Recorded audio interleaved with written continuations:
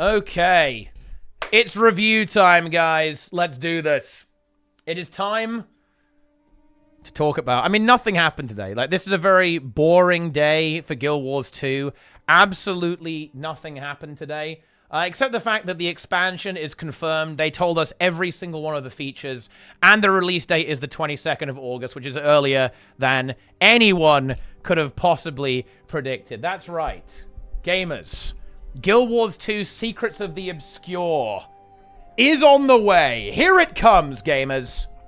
We've got ourselves an expansion. The first of the mini expansions, this new yearly format. Very exciting stuff. And yeah, I think they made a good decision here. They're extremely transparent about everything in the expansion and the features, which I think is a very good call because there's obviously a lot of uncertainty, a lot of, you know, kind of skittishness, as it were, about this new idea. Like, the game is changing directions a lot. This is the first time we're seeing anything like this. New game director, all that kind of stuff. So we're going to dig into this. There's a lot to go over, a huge amount of features, and I think the way this is going to go, this is going to be a bit of an overview. I'll talk about things in general here, but don't worry, I will actually probably separately dig into every single part of this and go over that separately in a different video. So enjoy that, and enjoy that indeed. So let's get into this. The first thing that's actually very noticeable, and this is particularly obvious when we watch this little trailer here, guys, is that they've taken a much darker tone with the story here, actually. It's a lot darker. We're not doing the happy-go-lucky, oh, we're an adventurer with dragons, guys. No, it's demons. They're evil. There's the Eye of Sauron in the mix. It's the Wizard's Tower, by the way. Look, they're really cashing in on what people want to see, you know what I'm saying, guys? They love this stuff. Okay, they're going berserk on this. Also, the Wizard's Tower actually is gone. You can see here, it's gone in-game as well. Can you protect Tyria? Yeah, you can. Okay, like, spoiler alert, we will protect Tyria from this guy. Look at that. No, don't buy Starfield, but buy Guild Wars 2 using my referral link. Yeah, okay. Yes. Look at this horrific demon. Absolutely terrifying stuff, guys. It's horrific. It really is. Okay, pre-purchase now, my friends. Oh, yes, definitely a good... Look at that Ultimate Edition, guys. 4,000 gems? Like, yeah. Oh, yeah. It's good. Okay. Nice. Look at this. Some beautiful artwork there. You know, some wizards. This guy's got 4 arms. Pretty crazy. And he also Zoja's back as well. So if there are any Zoja fans, then you're in luck. But I definitely like the tone of the story. And this is kind of like the format here, as you can see here. New chapter, big expansion. And then there are going to be 3 quarterly releases afterwards. So there's going to be no downtime, by the way, guys. This expansion drops in August. Then boom. 3 months later, patch. 3 months later, patch. 3 months later, patch. And then after that, I mean, they've heavily implied this, but they're going to do another expansion. And this is kind of remarkable. This is a lot of content. We're going to get 3 maps with this, right? 2 maps on launch, another one getting added later, right? A bunch of new features, and they really have not... they have not messed around with the features whatsoever. Like, the maps seem to be pretty expansive. It's a very interesting idea. They're going to be floating around in the sky, it seems. And there's a reason for that. There's a very big reason for that I'm sure we'll actually hear about a little bit later. We've got this new faction, the Astral Ward, new masteries, new rewards, all this kind of good stuff. And they kind of talk about a little bit of this here. So, for example, it appears there's a new mastery that allows you to kind of go around in the world and kind of open these magical rifts to fight enemies and close them. And you get this cool spinny thing there as well. And there's a brand new reward structure as well. It looks like dailies... like daily login rewards and even daily quests, that's being replaced entirely by a totally new system that allows you to unlock a whole bunch of stuff, including, by the way, a mount skin for the Griffin, which is very exciting. But you can get a whole bunch of skins, currencies, like legendary stuff, by completing a wide variety of activities. It looks like it's going to send you all over the world. There's going to be rotating goals. You can play any game mode to do this. It's basically a battle pass being added to the game, but for free, and also it's not linear, so you can do it in any order and pick whatever you want. So in other words, as much as I'm going to go ahead and say it, it's a battle pass, except not complete garbage, right? And by that, I mean, it's not linear. You don't get loads of crap you don't care about, and you don't have to pay for it. So you know what? Thumbs up on that. That's already a pretty big win. And I think that's basically, they kind of mentioned that it was a big update to rewards that they were talking about in one of the previous blog posts. This is exactly what that is, right? Like, this is that big update that they're going for. And here's the big one, too. This is the interesting one. So, of course... there's a big update about the combat system. And this is something that people were definitely really curious about because there are no elite specializations. And oh boy, have they actually done a good job here, I think. So what have they done? We actually have a rework to runes for a start, actually. Runes are being kind of split up into two. Like, you have like the stats and also the special bonus for the 6 slot. Those things are being split up. Runes give stats, and there's this new item slot called a relic, which will essentially give you the ability to have the special bonus, right? And it looks like they're adding new ones and also bringing in some of the old ones as well. So that's kind of streamlining that system and really opening up a lot of possibilities there with different combinations of stats. You can have any bonus you want with any combination of stats you want, which I think is actually quite exciting, although not that exciting. Let's talk about the real stuff. Let's talk about the real content here, okay? New weapon access. That's right, gamers. From the expansion, you can use any elite specialization weapon on any other elite specializations. You can be a hammer mechanist. You can be a longbow firebrand, right? You can be a shield renegade if you want, okay? All of these things. Your ultimate headcanon is now there. And that really does change up the game a lot. I think it's going to be insane. There's actually even a test of this coming up in just a couple of days. This Thursday, we have a full beta of this to try out and see how that's going to work. That's going to be very exciting. But goodness me, that's really going to mix things up. That opens up a huge amount of new build opportunities. And will certainly, again, as promised, deliver for the theory crafters and bring some serious content to the table there. And that's not all. And I think this was also a very clever play, in my opinion, from ArenaNet. I think just the elite spec weapons, I agree, it's not enough, right? I actually think it isn't enough. And that's right, because everyone's getting a new weapon as well coming up. And I'll actually very quickly, let's just see, let's actually quickly take a look at what you're getting, because they've already told us a little bit of a tease here, my friends, what we're getting. Let's take a look. That's right. Guardian Pistol, Revenant Scepter, Warrior Staff, NG Shortbow, Ranger Dual-Wield Maces, Axe Thief, Elementalist Pistol. Oh, isn't it so funny, guys, that the Ellie mains, you guys just can't get a 1200 range weapon. No longbow, no rifle for you, but Mesmer gets rifle, and Necromancer gets dual-wield swords. And this is very important because this really allows ArenaNet to open up new build options. I think like the really obvious and really noticeable one here is actually Staff Warrior. So Warrior really struggles to have a healing option because, you know, I think people want to be a heal warrior like a Paragon style character, but there's no weapon support for it. But now there can be, right, with Warrior Staff. And this is why adding new weapons into the game and maybe even new utility skills at some point can be extremely powerful, sometimes even more impactful to builds and playstyles than a new elite specialization. So I think this is actually very much a worthy replacement for elite specializations, particularly seeing as, you know, kind of the combination there really allows them to do a lot more, you know, like balance patches and so on and stuff like that. So that's pretty exciting stuff there, if you ask me. And, well, of course, we're going to see all of these things develop as time goes on. But yeah, this is actually very, very cool. I think there's a lot that will end up changing. It might actually end up being more impactful than elite specs in terms of like the variety and the new things that get created. I would not be surprised at all to see that. So pretty exciting there as well. And of course, what's the point in combat if you don't have content to play it in? We are getting 2 strike missions with the challenge modes being released later on, which is, you know, 10-player squad content. And of course, the Fractal Dungeon as well. You know, Fractal Dungeon, because you need to communicate what it actually is. Well played there by ArenaNet. But that's going to be happening with a challenge mode as well. But that's not on launch. That will be later as well. So that's going to be a little bit later on into the expansion with the challenge mode, which we actually already kind of knew. We already knew that's the way it's going to be. Same with these strike mission challenge modes. I will actually nitpick here a little bit. I really want to see the vision for ArenaNet here. Like, what exactly do they want? Like, are they looking to make another Harvest Temple challenge mode progression style experience? Or is it going to be a little bit easier than that? Same with the fractals, right? Like, how hard are they going to be? I'd really like to hear what they think about what instance content is supposed to be. Because I think that the strike missions with Ender Dragons, one issue that they had was that who were they for? I'm not sure if they really had a particularly focused target demographic, and I think that actually is a weakness of strike missions that I would like to see ArenaNet kind of address and talk about. And yeah, as I kind of mentioned earlier, what's going on here, guys? What on earth is going on here?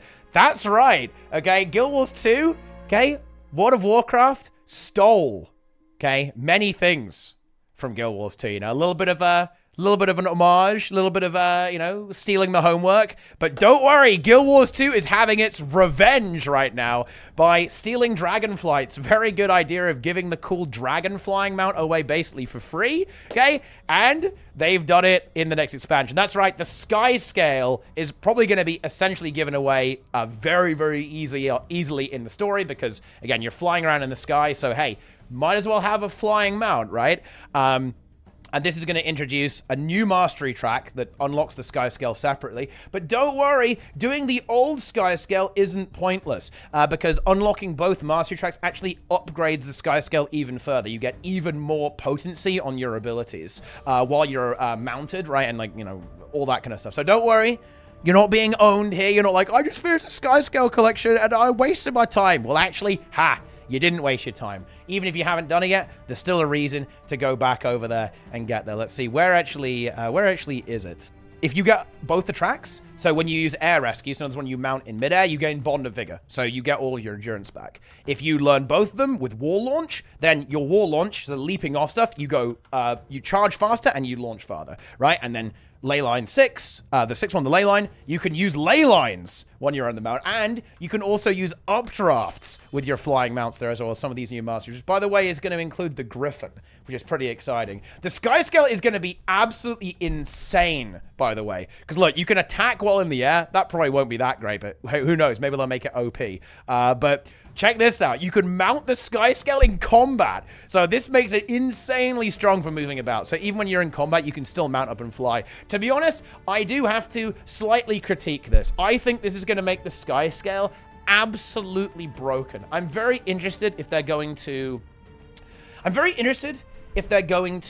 of nerf it in a way to make maybe some NPCs kind of shoot you down, or maybe you can't fly everywhere, because this is going to make this mount better than every other mount by far, with the ability to mount in combat, because that's one of, like, the hard limitations that all other mounts have, and removing that from the Skyscale, which is already busted because you can fly hack basically, and they're buffing it, by the way, and apparently, check this out, this is really exciting, apparently in an MMORPG article, you'll be able to actually spawn updrafts in some way, and, like, spawn your own little ley lines potentially. That's also very exciting stuff. There's, like, loads of crazy things that you're going to be able to do with this mount that are going to allow you to be zipping all over the place, in combat, out of combat, climbing on stuff, going berserk. It's pretty insane, I think, with what they're doing there with the Skyscale. So pretty exciting stuff. And yeah, you'll get that just baked in very easily. So it looks like the story will be evolved around it. And honestly, I think that's kind of exciting because the type of terrain this is going to enable them, it essentially allows them to really design the expansion around flying mounts, which I think could be cool, right? Because one of my criticisms of the Skyscale is that, in my opinion, the zones aren't designed around it, right? Because, you know, they're not designed around fly hack. But this means that they can really have some very interesting terrain and even interesting objectives and structures within events and encounters and so on in the open world that I think could actually be a really interesting change of pace with the way that you actually kind of flow through them, which is pretty exciting. One thing that I am really excited to see is the meta events. I'm really hoping for some pretty epic boss battles in open world. I'm always looking forward to that. And, you know, EOD set a pretty high standard with Dragon's End. Let's see if they can replicate that. If we're getting Path of Fire meta events, I think I'm gonna cry, guys. Okay, you know, that's it, it's gonna be pain, right? I'm not gonna be happy with that.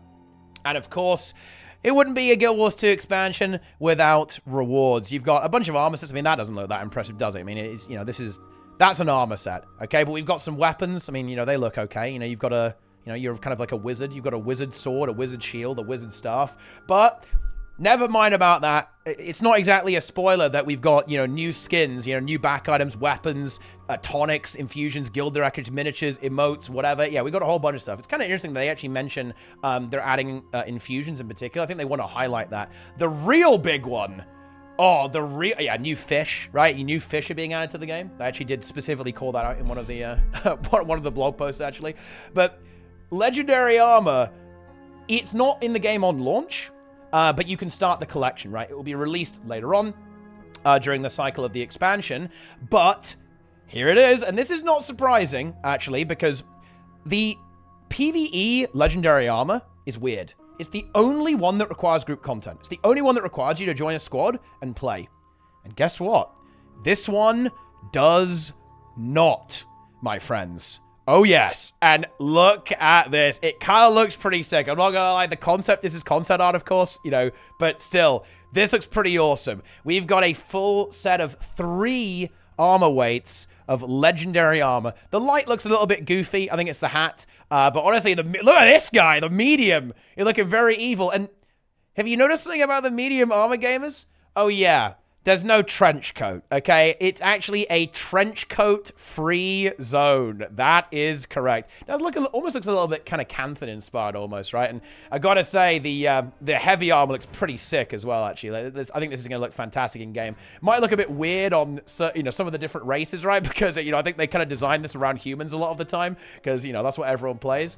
But still, it looks absolutely sick, to be honest. And I really like that it's open world, actually. You know, not everyone wants to raid. Not everyone wants to engage in group content. And it was a little bit weird that PvE was kind of the odd one out in this regard. I do think this kind of bludgeons raids a little bit because, of course, this is a big incentive for users to get into raids was to get legendary armor. Now, realistically, I think almost all players will go for the open world set because it's going to be far easier to get, right? It might actually kind of reduce it in other game modes too, actually, because this will be easily the easiest armor to get, obviously, right? Because it's an open world, and open world is very, very easy.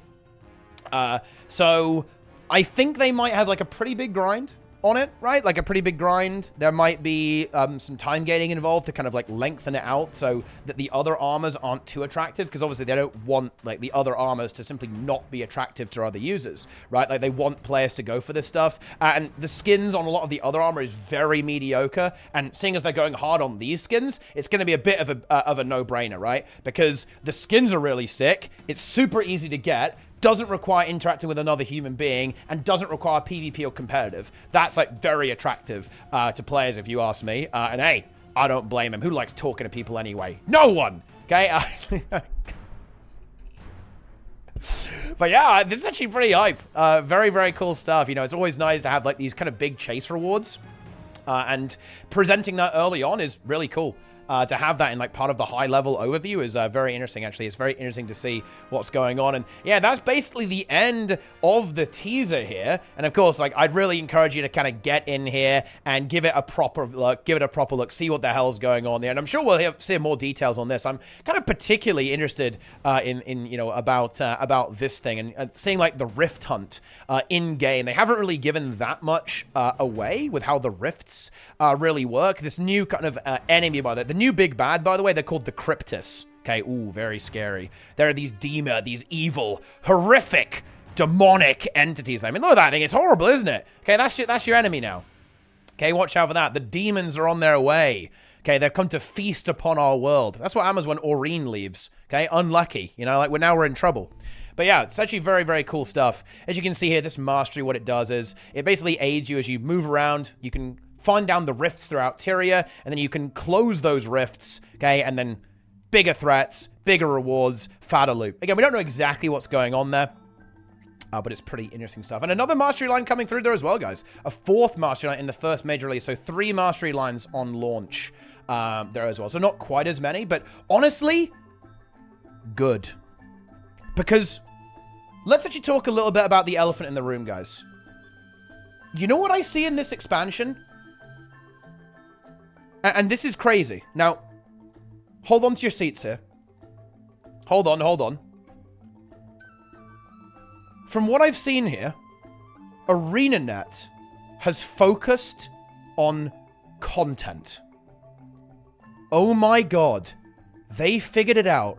That they cracked the code. They realized that people don't really care about having a little jade bot that's kind of irrelevant. The skiff, the turtle, these things are not really that important. Or Arborstone, no one cares.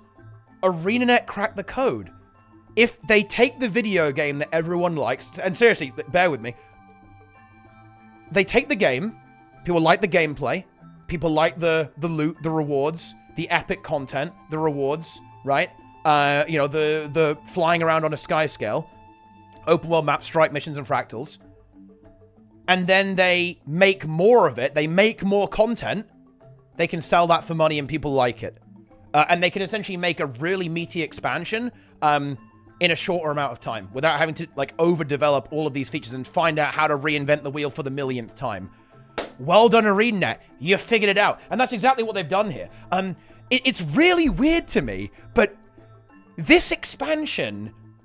Am I crazy? This actually feels like this expansion is going to be harder hitting and potentially deliver more on content than a full-size expansion, or at least be extremely comparable, and we're probably going to get it every single year as opposed to every, like, 2 to 4 years. It actually seems pretty impactful. Like, you get less maps, obviously. It's going to be 3 maps instead of the usual kind of 4 to 5, with some being introduced in the story after that. But the frequency is really going to make up for this. And updates every 3 months. And just the amount of, like, new combat stuff, like the new rewards to go after, like the legendary armor. At some point, they'll probably do another legendary weapon set. They've got all the new combat stuff, like, so you're hunting down the rift, you've got the open world stuff, the strike missions, the Fractal is on its way, right? Like, all this kind of stuff. There's a lot going on here. This is a lot, seriously. This is a lot of stuff. That's dropping with this expansion. And honestly, there's obviously going to be more. They're going to talk about more of this. But this is going to be pretty big, right? This is going to be pretty big. And yeah, you kind of have like a hub world too, right? You get 2 aerial maps, okay? And of course, you have this wizard's tower, which is kind of, it's going to be like the Arbor Zone. It's going to be like the hub world, basic, right? Like, is what this is, okay? But yeah, I have to say, I will admit this. I will actually admit this. I was a bit worried about this expansion. I thought, oh man, they've got to nail it. They've got to nail this. It's got to be good. I was like, ooh, is it going to be good? But I have to say, this is looking up, okay? I'm not going to say 2023 is the year of Guild Wars 2. I'm not going to say that. I'm not going to say that. But I feel very optimistic. I feel very positively about this. And I really do want to praise ArenaNet here for being transparent. What I love, and this was very smart, whoever made the call to do this, pay rise, okay? Or promotion or something, okay? Unless it was Grouch. He can't be promoted. He's the boss. But I love that they just said, yeah, this is everything. This is in the expansion. They have really laid it all out, right? We've got this big bad, these demons, like they're giving you the premise of the story, right? They show the villain, right? Like, they show this guy, right? Like, big arm man, right? Like, extra limbs. Okay, where is he? Where's extra limb man? I'm loving this. And you know what, guys? I want to check something here, actually. I just want to very quickly check something. Guys, am I crazy? Or does this look like the exact same model as Demos with extra arms? With some Dead Space limbs? Am I crazy on this? Because look, wait, it actually is. It actually is this character. Guys, look at the arms. The detailing on the arms is identical. The limbs and detailing is identical. And the horns as well. And this, like, epic Eye of Sauron. Right? He doesn't have the giant extra arms. But, I mean, they can probably add those, right? So that's very interesting. I wonder if it could potentially even be the same character, or it could be a similar demon, being the arch villain, the ultimate evil.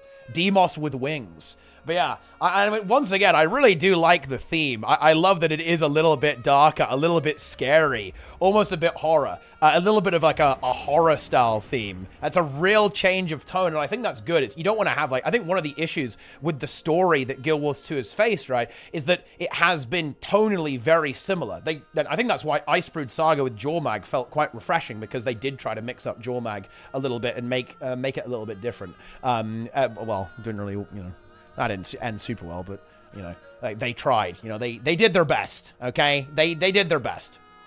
But anyway, as you can see here, that is your overview for Guild Wars 2 Secrets of the Obscure. Very nice logo, by the way. That is clean. I love it. And I love the color scheme there as well. I've got to say, I kind of can't wait, guys. I want to get in on the action. I want to get into the mix with this stuff. It really does look extremely promising. It absolutely does. And so soon as well, August 22nd. I was kind of expecting more towards the end of the year. Certainly this year, but more towards the end. But oh no. we are blasting off in just under 2 months with all of this stuff. We have a variety of little screenshots here as well, guys. We have a hammer mechanist getting into the mix. You know, you got your... you got the demon. You can see a little cryptis there. So you can see these formidable foes. This is a wizard, I guess, doing something with the Rift Mastery, I guess. You have the wizard's tower area, the astral ward. Some nice images. Balthazar's sword is back, or something like that. Anyway, that's kind of interesting. We have some, axe pistol, virtuoso going on there. Very exciting. Here's another rift with the eye, another eye rift, and then we're back to the start. So some pretty cool artwork there as well. Yes, and the pre-order as well. And I guess we should actually talk about the price, seeing as we've kind of talked about all of the overview here. So let's talk about pricing. Standard edition is $24.99, and you get the game, you get a max level boost, and a shared inventory slot. It's a very good idea to give the boost, by the way, because this means that new players can jump directly into the expansion. And think about this, guys. It's a standalone story, and I bet they're going to be smart on this. I guarantee it. I guarantee they'll ditch a lot of the characters that we're familiar with and bring in new ones. And I think we see that because we haven't interacted with Zojja for ages. So I think they're going to use kind of Zojja's absence, bring her into the story so that you don't need to know who all the old characters are. It's going to be very fresh. Hell, that maybe they even give her amnesia. Maybe she's got no idea who we are at this point, okay? And I actually really like that. I think this means that I think one of the biggest problems with Guild Wars 2 is that you have to play through the story linearly for it to make sense. But with Secrets of the Obscure, that's not going to be the case. You can boost and play. And by the way, you might go, but boosting is evil. And, you know, whatever, right? But to be honest, I actually really like the fact that you can do this. Because I think a lot of users, when they go, yo, Secrets of the Obscure, Guild Wars 2, they don't want to play the core game. They don't want to play, like, content from 10 years ago. They want to get in and play with their friends immediately, day one. Not everyone, by the way. Some people do want to have that more linear experience. But I think a lot of users just want to get in on the action now, right? Immediately. And we also have some of the other... Wait, can I see the other editions? Where are the other editions? Oh, yeah, we can actually kind of swap between it here. So, basically, you get a bunch of stuff for getting some slightly higher editions. As usual... I'm never really impressed by the deluxe, in my opinion. You get like a mount skin, you get an emote term, you get an identity repair kit, so you can change your character, right? A free character slot. Well, I guess it's not bad actually. I always find though, and like you know, obviously I would say this, guys, as an ArenaNet partner, definitely use my referral link, guys, when you pre-purchase. Oh yes, or Hardstuck's referral link, guys, at hardstuck.gg. But anyway, the thing is with this is that the gems are pretty high value if you're going to spend them. So I never find myself very attracted to the deluxe. It's always like, in my opinion, I'd always go with like the standard or the ultimate. I'm not even joking about it. I'm being serious here. Like these two, I think are the best deal. The deluxe is like, get some like cosmetics for like double the price. Character slot's kind of nice, but I find the deluxe is always a bit of a worst of both worlds, right? Like if you want to splash out a little bit, like you want to get a bit, you want to get a little bit of juice, a bit of extra, bit of gems and stuff, I'd get the ultimate. If you don't care about any of that, get standard. And I guess we better actually talk about the price. $24.99, that's $5 cheaper than EOD. And do you know what this tells me? It tells me, oh boy, ArenaNet were not the sharpest cookies, were they, when they were selling their expansion that they worked on for years at $30 for like Path of Fire and EOD. What were they thinking? Yeah, you know what? I'm just going to lay it down. This is painfully reasonable. Like, I think this is actually very unfavorable for ArenaNet, right? I think it's fair to reduce it. I think they kind of have to because they're kind of selling the expansion more frequently and there's like less in each expansion, but you end up with honestly probably more content by the looks of this. So they had to reduce it. I think it will be fair at 30. I don't think it'll be unreasonable. Bear in mind, this is going to be yearly. So the way that you can think about this is like a yearly sub fee of $25. For reference, like a month of a WoW sub is $15. So it's like less than 2 months of WoW for 1 year of Guild Wars 2. I mean, I don't know. I don't think we've got anything to complain about here. This is looking pretty content-packed, content-rich, that you kind of unlock the living world. Because bear in mind, you kind of get the living world baked into this now with their new release schedule. You get all the core updates and so on. And then the future releases attached to that expansion instead of having this kind of like separate living world model. This is painfully reasonable, to be honest, with the way that this game is currently going to be priced. You're getting your value for money here. It's going to be hundreds of hours, to be honest, at the minimum. Realistically, for most of us, like degenerates, it's going to be thousands of hours, to be honest, especially when you kind of bring in, like, the more repeatable content that they'll be adding later on and, like, all the grinding stuff for, like, getting the legendaries. But, yeah, this is pretty juicy, in my opinion, and a very reasonable price. You know, I think this is completely fair. Some people will grumble about it, but you know what? They shouldn't. Okay? Value your video games. I will always stand shoulder to shoulder with our game devs. It's a hard job. It's a thankless task because no matter what you make, everyone hates it anyway, and it's going to flame you and tell you that you're terrible at your job, okay? That's the risk of being a game dev. But I really do think that video games have a great deal of value, right? And I think that we should be willing to actually pay what they're worth, right? And I really think they've done a good job of kind of presenting a very strong case for what this expansion is going to deliver, and like what what secrets of the obscure is bringing to the table. But yeah, join the hunt for the truth on the 22nd of August 2023. That's my birthday month. My birthday is the 23rd. That is one day before my grandmother's birthday. Weird coincidence there, guys, okay? I don't know. Maybe she's in charge. I don't think so. But you never know. But anyway, I think that will actually do for the summary. Stay tuned for more, by the way. I'll probably do a bit of a deep dive into every one of these kind of subcategories and really kind of dig into this. That will be coming soon. So stay tuned if you're on YouTube right now because, oh boy, we're milking this one. We absolutely are. But definitely let me know your thoughts about this. Be sure to spread the word and discuss things about the game. Follow me on Twitter and join the discussion. Join Discord, guys, okay?